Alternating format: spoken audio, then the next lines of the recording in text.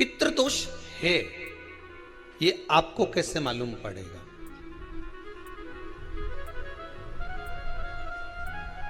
पितृ भूखे हैं इसका तो वर्णन हमने पहले कर दिया कि रात्रि को जब आप सोने के बाद में 1-1.5 घंटे बाद अगर आपकी नींद खुल जाए, 1 घंटा 1.5 घंटा आप सो लिए, उसके बाद जो नींद खुली तो 1-1.5 घंटे तक अगर आपको नींद नहीं आ रही है, रात्रि को सोने के बाद में 1 घंटे बाद जब उठे तो आपको प्यास लग गई,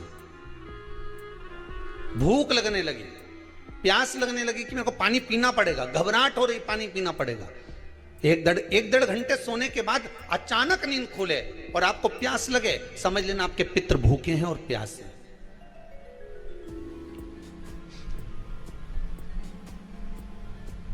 वो भूखे और प्यासे हैं, उनको जल की जरूरत है।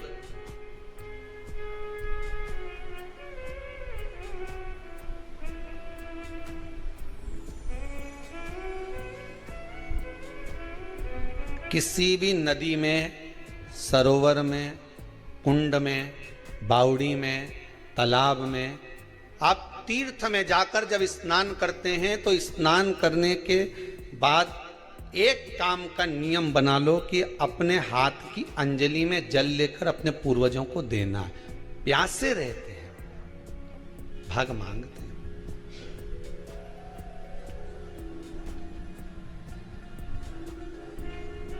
भग प्राप्त करना।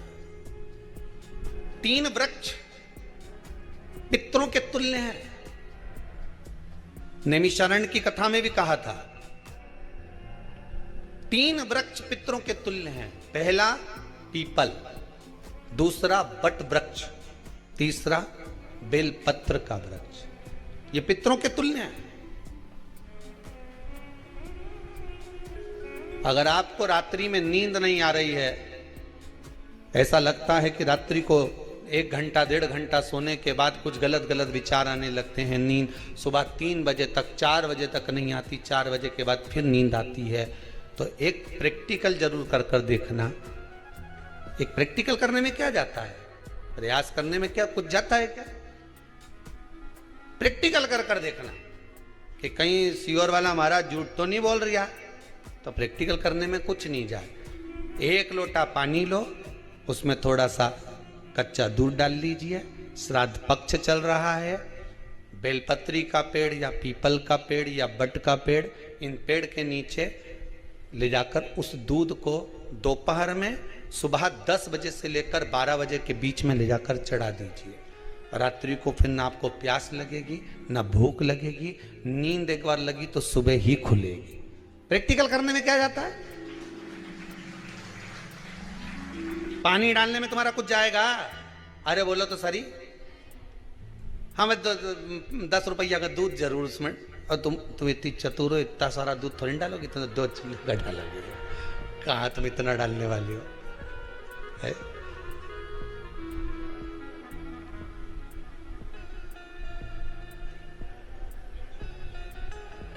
कहा बहुत चतुर लोग हो रहे संसार में हो।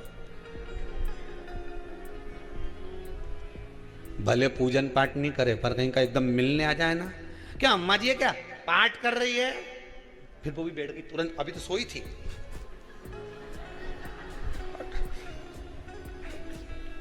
तुरंत।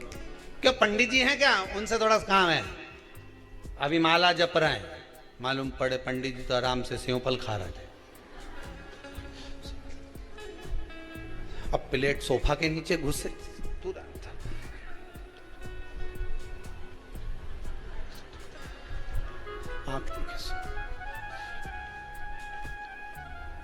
प्रैक्टिकल करने में क्या जाता है, कुछ भी नहीं बिगड़ेगा। ये तो बस जल डालोगे तुम्हारा ही कुछ अच्छा हो सकता है, बाबा की कृपा है।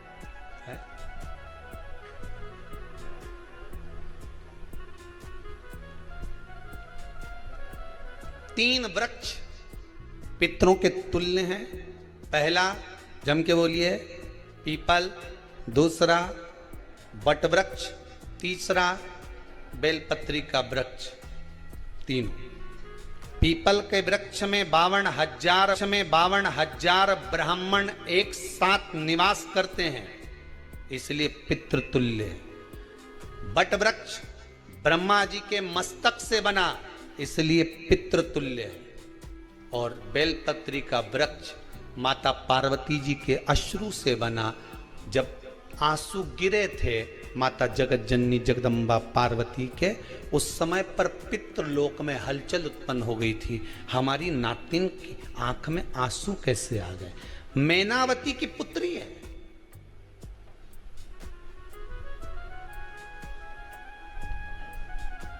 पितरों की नातिन, इसकी अश्रु कैसे गिर गए?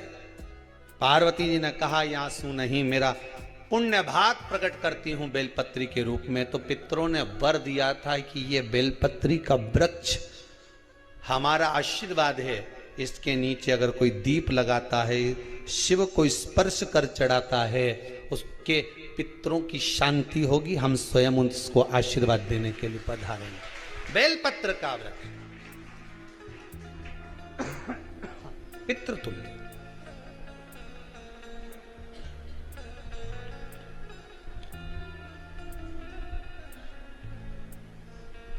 तो रात्रि को अगर भूख लग रही है, प्यास लग रही है, तो पितृदोष। दूसरा पितृदोष का लक्षण बताया, घर में कोई शुभ कार्य ना हो, वंश की वृद्धि ना हो। 1 रुपये कमाओ, 1.25 रुपये खर्च हो रहे हैं, पैसा 10 जगह से कमाई आ रही है पर घर में टिक नहीं पा रही है, आया गया, पितृदोष।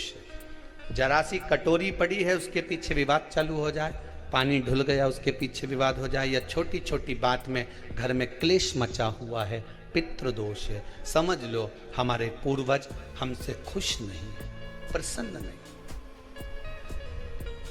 कोई कहता है गुरुजी श्राद्ध बड़े बेटे को करना चाहिए कि छोटे को करना चाहिए? शिव महापुराण की कथा कहती है, अगर जायदाद का पूरा हिस्सा बड़े ने लिया हो और तुमने अपनी माता का दूध ना पिया हो तो एक ही को कर लेने दो। अगर माता का दूध पिया है और अगर एक अंगूठी भी ली है, जरा सा एक कपड़ा भी अगर सास का लिया है, तो श्राद्ध तो तुझे करना ही पड़ेगा, करना ही पड़ेगा। तूने मेरा दूध पिया है तो बिल्कुल जम के तो बोलो। अगर तुमने उनका कुछ खाया है तो अब एक काम और हो सकता है, गुरुजी वो श्राद्ध अगर हम नहीं करें और बड़े भैया करें और हम उन्हीं के यहाँ चले जाएं तो चले जा, मना कौन कर रहा है? पूड़ी का तेल तू ले जा, खीर का दूध 2 थैली तू खरीद के ले जा। जितना वहां वो सेवा करे उतनी सेवा तुम करो।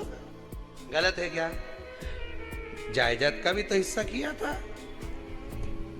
सुई की नोक के बराबर नहीं धुआं ने, ईंट इधर खसकी है तो हमारी इधर खसका दीजिए। हमारी बसियत में इतना लिखा है तो फिर बसियत में ये भी लिख के जाना चाहिए था। मैं तो क्यों सबके, तुम डरो मत ही रहे एक भी। जब छोरा छोरी के जब सब सामान, प्रॉपर्टी दो ना, जमीन दो ना, जायदाद दो ना, सारा सामान छोरा छोरी के दो, तो उनके लिख के भी जाओ कि हमारी श्राद्ध कर दे अच्छे से, नहीं तो भूतड़ी बन के सताऊंगी। देखिए श्राद्ध करो। कितना दिया तुमको? बोलो ईमानदारी से बोलना, कितना दिया? ढेरों में। और एक बात बहुत अच्छे से कहूंगा, आप लोगों के जीवन में उतरे। अगर मायके में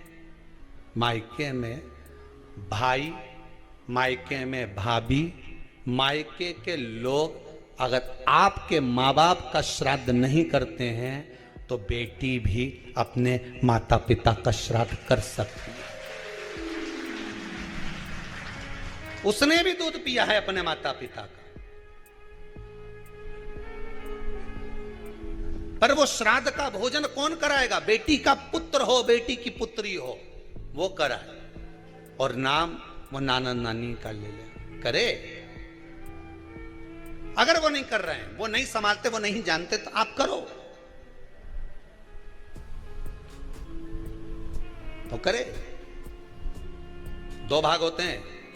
जब एक रोटी गाय के मुख में दी जाती है, गाय के मुख में जब हम रोटी देते हैं, एक रोटी जब देते हैं, या तो गाय के मुख में 16 श्राद्ध में जब रोटी देते हैं तो रोटी को बीच में से तोड़कर, रोटी का जो भाग होता है उसको, मतलब ऊपर से फुलका का परत नहीं निकालना है। रोटी जो सीधी सीधी है ना, जैसे ये रोटी है तो इसको बीच में से तोड़ लिया, 2 भाग विभाजित कर लिया, नीचे वाले भाग में भी थोड़ा सा गुड़ शक्कर रख लिया, ऊपर वाले भाग में भी गुड़ शक्कर रख लिया, एक के ऊपर एक रोटी को रख लिया, वो गाय को दी। तो अपन श्राद्ध पक्ष में 2 पूड़ी का प्रमाण है कि गाय को 2 रोटी दी जाती है, कुत्ता को 2 रोटी दी जाती है। 2 पूड़ी रख के देते नहीं देते? आप लोग तो देते होगे, 2 पूड़ी के ऊपर पूड़ी रखकर, थोड़ा सा मीठा रखकर, नमकीन रखकर, कुत्ते को भी देते, 2 पूड़ी तोड़कर कागा को भी देते। 2 पूड़ी का प्रमाण कहां से आया? 2 भाग रोटी के टुकड़े का प्रमाण कहां से आया? श्राद्ध पक्ष में ही ऐसा क्यों किया जाता है? बाकी के समय पर तो कोई ऐसा 2 पूड़ी का प्रमाण ही नहीं, पर श्राद्ध पक्ष में ये क्यों कहा जाता है कि पूड़ी के ऊपर पूड़ी रख दे, उसमें मीठा रख दे, खीर शक्कर रख दे, गाय को दिया, कुत्ते को दिया, कागा को दिया, ऐसे क्यों कहा जाता है? उसका कारण क्या होता है? उसका केवल एक कारण है, जो नारी ने भोजन का निर्माण करा है, जो घर की बहू भोजन बनाई है, जो घर की बेटी ने भोजन बनाया है, घर की माता ने भोजन बनाया है। महाराज, पिता पुरुष एक कुल को तारता है, बेटी 2 कुल को तारती है। जब श्राद्ध पक्ष में 2 भाग रोटी के कर कर गाय को देती है, तो 1 भाग तो उसके ससुराल वालों को मिलता है,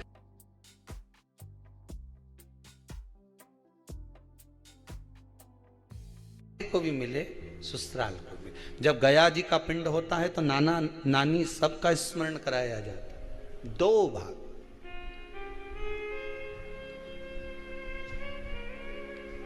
पुण्यता प्राप्त। अब लोगों को मालूम तो है नहीं कि 2 पूड़ी क्यों रखते हैं, उसका कारण वर्णित है शास्त्रों। दोनों पक्ष तारने के लिए, दोनों पक्ष का स्मरण कराने के लिए। महाराज, बिंदु प्रेत योनि में पड़ा, चंचुला देवी उनके मोक्ष का प्रयोजन कर रही है, प्रयास कर रही। क्या करा जाए कि इनको मोक्ष मिल जाए? कहा शिव महापुराण की कथा। पार्वती मैया की सहेली बन गई और पार्वती मैया ने शिव महापुराण में प्रेत योनि से मुक्त होने के लिए कहा, तुम रुका जी के यहाँ जाओ, देवऋषि नारद के पास जाओ। नारद जी ने तुमरुका जी के पास भेज दिया। क्यों? नारद जी जानते हैं मैं कथा नहीं कर सकता, मैं कथा सुन सकता हूं पर कह नहीं सकता। कहने के लिए मुझे बैठना पड़ेगा, सुनने के लिए हो सकता है कि मैं चले जाऊं, वापिस आकर बैठ जाऊं।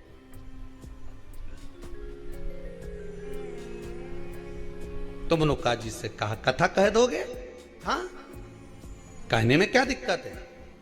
मेरे पति को प्रेत योनि से मुक्त करना है।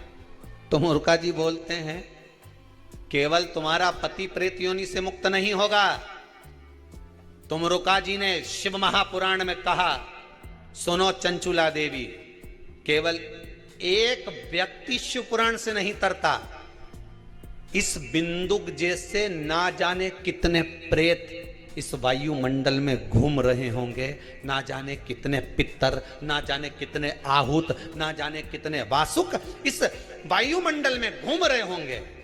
तुम्हारा पति तुमको दिखा नहीं, तुम्हारा बिंदुक तुम्हें कभी नजर आया नहीं, फिर कारण क्या था? बस मन में शांति नहीं है। घर में सारा सुख है पर हृदय में शांति नहीं, समझ लो पितृदोष है। क्या करा जाए? फिर क्या करोगे? महाराज, हृदय शांति, हृदय शांति। केवल एक अकेला बिंदुक शिव महापुराण की कथा सुनकर नहीं तरेगा। तुमरुका जी कहते हैं जिस समय पर मैं शिव महापुराण की कथा कहूंगा, सुनो चंचुला देवी, इस संसार के इस भूमंडल पर मृत्यु लोक में जितने भी जीव इस संसार सागर में भटक रहे होंगे, शिव महापुराण की कथा सुनकर वो भी तर जाएंगे। ये अकेली बिंदुक को तारने वाली नहीं है। इस मृत्यु लोक में जो विराजमान, आज भी नियम है महाराज, श्राद्ध का भोजन टेबल पर नहीं कराया जाता, श्राद्ध का भोजन ब्राह्मण को कुर्सी पर बिठाकर नहीं कराया जाता, श्राद्ध का भोजन किसी जाता। श्राद्ध का भोजन आज भी प्रमाण है कि ब्राह्मण के लिए भूमि पर आसन लगना चाहिए और जमीन पर बैठकर कराना चाहिए। तब क्यों? क्योंकि इस भूमि पर बैठकर जब भोजन कराएंगे, इसी भूमि से ना जाने कितने पितृ गए, कितने तर्पण हुए, कितनी तिलांजलि हुई, इसी भूमि से, इस रज से, इस कण से ना जाने कितने जीव चल गए। अब लकड़ी पर या टेबल पर या कुर्सी पर बैठकर ब्राह्मण को भोजन कराने का प्रमाण नहीं है। अब आपका फैशन ज्यादा हो गया तो बात दूसरी है। पंडित जी ऊपर बैठ के खा लोगे क्या? पंडित जी तो बोल देंगे अच्छा है खिला दो।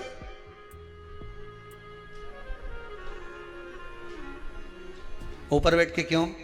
वो झुकने में थोड़ी सी कमर लचक जाए, क्योंकि खीर परसेगी तो झुकना पड़ेगा। अब ब्राह्मण अगर भोजन करने आसन पर बैठेगा, तुम अगर थोड़ा झुककर परसोगी, ब्राह्मण के सम्मुख में आप थोड़ा सा भोजन कराते समय झुकोगी। जरा विचार करिए, यशोदा मैया के घर में संतान नहीं थी। यशोदा जी श्रावण के महीने में श्रावणी करने आए हुए ब्राह्मण को मात्र खीर परोसने के लिए गई थी। 52 साल की उम्र थी, संतान का सुख नहीं दिख रहा था, खीर परोसने के लिए गई।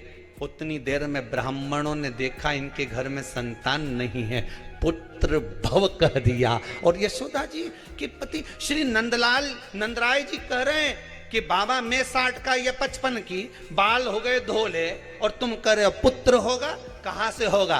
ब्राह्मण कहते हैं ब्राह्मण जब भोजन करता है, भोजन करते समय जब वर देता है, वो वर गलत नहीं हो सकता, कहीं से भी आएगा, पर छोरा तो आएगा। और आया, कहीं से भी आया, पर पुत्र आया, क्योंकि आशीर्वाद दिया था। श्राद्ध पक्ष का भोजन टेबल पर नहीं, कुर्सी पर नहीं, श्राद्ध पक्ष का भोजन ब्राह्मण को आसन लगाकर जमीन पर कराना चाहिए,